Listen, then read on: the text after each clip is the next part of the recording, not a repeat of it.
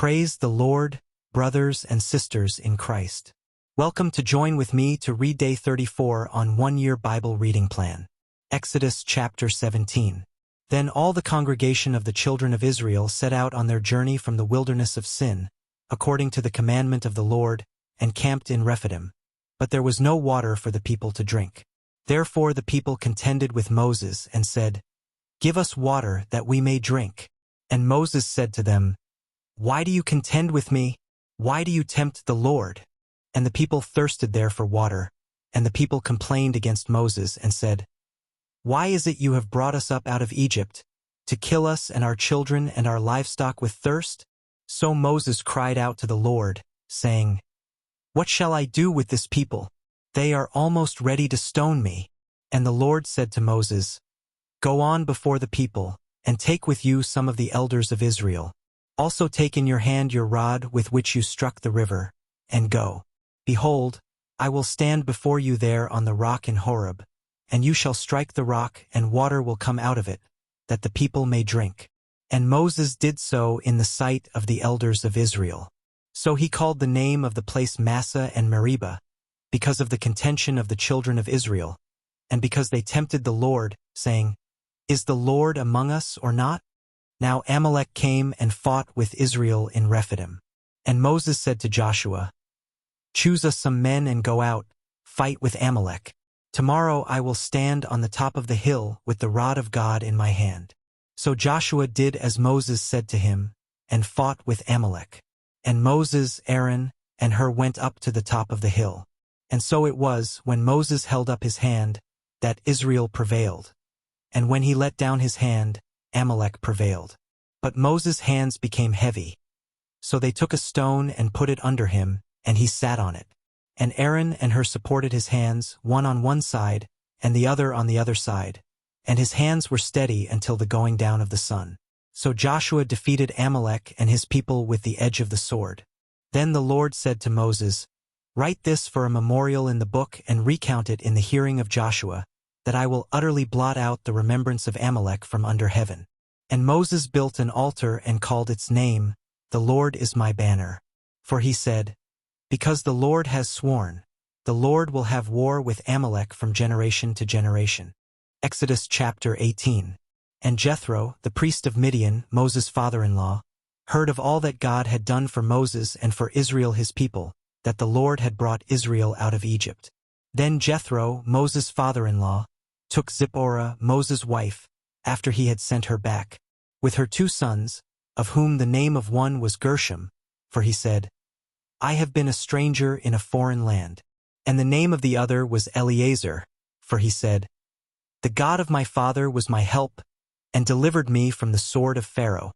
And Jethro, Moses' father-in-law, came with his sons and his wife to Moses in the wilderness, where he was encamped at the mountain of God.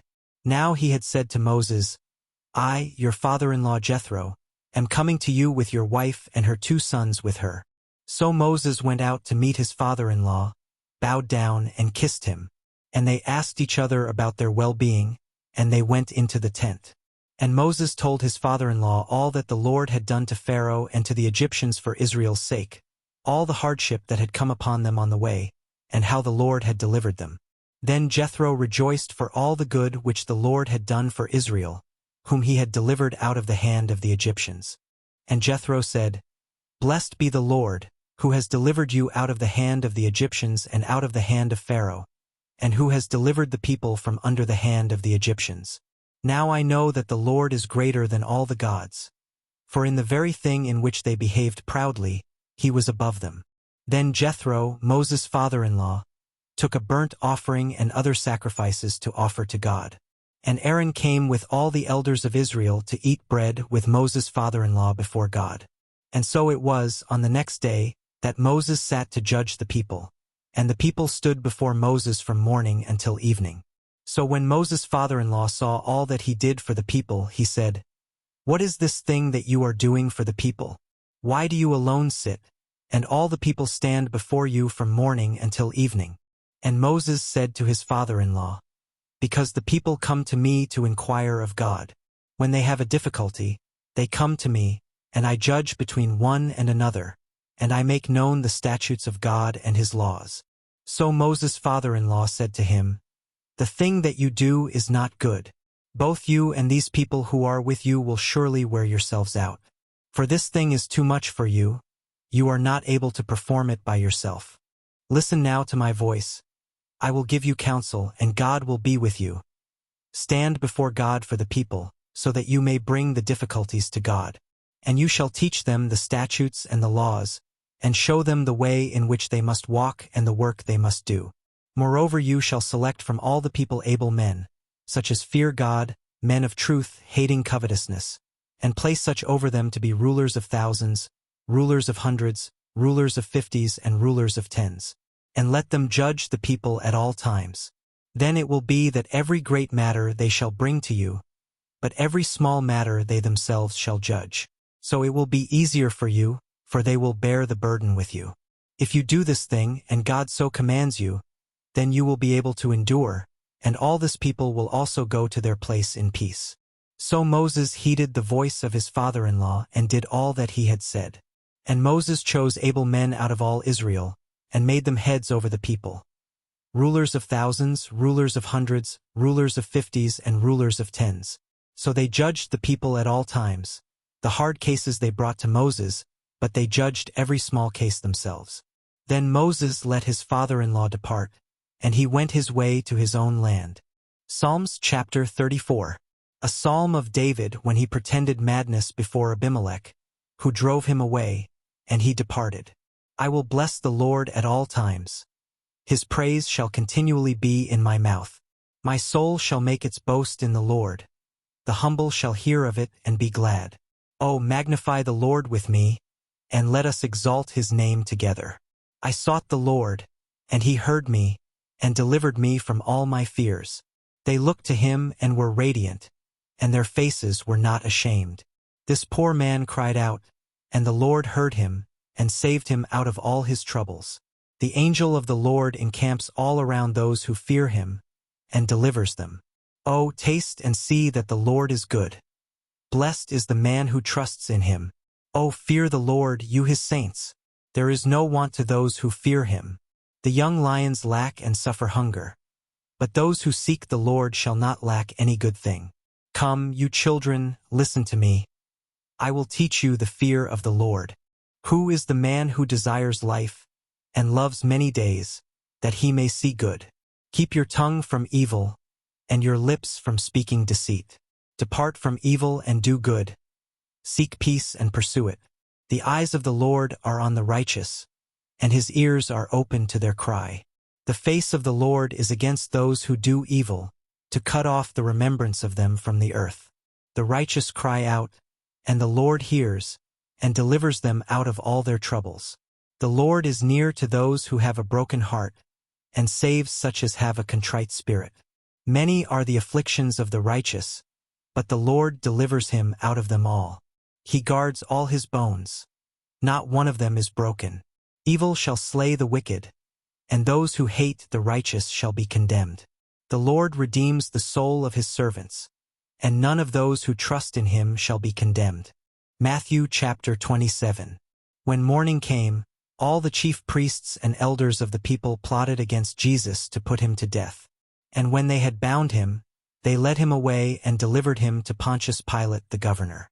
Then Judas, his betrayer, seeing that he had been condemned, was remorseful and brought back the 30 pieces of silver to the chief priests and elders, saying, I have sinned by betraying innocent blood. And they said, What is that to us? You see to it. Then he threw down the pieces of silver in the temple and departed, and went and hanged himself. But the chief priests took the silver pieces and said, It is not lawful to put them into the treasury, because they are the price of blood. And they consulted together and bought with them the potter's field, to bury strangers in. Therefore that field has been called the field of blood to this day. Then was fulfilled what was spoken by Jeremiah the prophet, saying, And they took the 30 pieces of silver, the value of him who was priced, whom they of the children of Israel priced, and gave them for the potter's field, as the Lord directed me. Now Jesus stood before the governor. And the governor asked him, saying, Are you the king of the Jews? So Jesus said to him, "It is as you say." And while he was being accused by the chief priests and elders, he answered nothing. Then Pilate said to him, "Do you not hear how many things they testify against you?" But he answered him not one word, so that the governor marveled greatly. Now at the feast the governor was accustomed to releasing to the multitude one prisoner whom they wished. And at that time they had a notorious prisoner called Barabbas. Therefore, when they had gathered together, Pilate said to them, "Whom do you want me to release to you, Barabbas or Jesus, who is called Christ?" For he knew that they had handed him over because of envy. While he was sitting on the judgment seat, his wife sent to him, saying, "Have nothing to do with that just man, for I have suffered many things today in a dream because of him." But the chief priests and elders persuaded the multitudes that they should ask for Barabbas and destroy Jesus. The governor answered and said to them, "Which of the two do you want me to release to you?" They said, "Barabbas." Pilate said to them, "What then shall I do with Jesus, who is called Christ?" They all said to him, "Let him be crucified." Then the governor said, "Why, what evil has he done?" But they cried out all the more, saying, "Let him be crucified." When Pilate saw that he could not prevail at all, but rather that a tumult was rising, he took water and washed his hands before the multitude, saying, "I am innocent of the blood of this just person. You see to it." And all the people answered and said, "His blood be on us and on our children." Then he released Barabbas to them, and when he had scourged Jesus, he delivered him to be crucified. Then the soldiers of the governor took Jesus into the praetorium and gathered the whole garrison around him. And they stripped him and put a scarlet robe on him. When they had twisted a crown of thorns, they put it on his head, and a reed in his right hand. And they bowed the knee before him and mocked him, saying, "Hail, King of the Jews!" Then they spat on him, and took the reed and struck him on the head. And when they had mocked him, they took the robe off him, put his own clothes on him, and led him away to be crucified. Now as they came out, they found a man of Cyrene, Simon by name. Him they compelled to bear his cross. And when they had come to a place called Golgotha, that is to say, place of a skull, they gave him sour wine mingled with gall to drink. But when he had tasted it, he would not drink. Then they crucified him and divided his garments, casting lots, that it might be fulfilled which was spoken by the prophet. They divided my garments among them, and for my clothing they cast lots. Sitting down, they kept watch over him there. And they put up over his head the accusation written against him, "This is Jesus, the King of the Jews." Then 2 robbers were crucified with him, one on the right and another on the left. And those who passed by blasphemed him, wagging their heads, and saying, "You who destroy the temple and build it in 3 days, save yourself. If you are the Son of God, come down from the cross." Likewise the chief priests also, mocking with the scribes and elders, said, "He saved others, himself he cannot save. If he is the King of Israel, let him now come down from the cross, and we will believe him. He trusted in God. Let him deliver him now if he will have him. For he said, 'I am the Son of God.'" Even the robbers who were crucified with him reviled him with the same thing. Now from the 6th hour until the 9th hour there was darkness over all the land.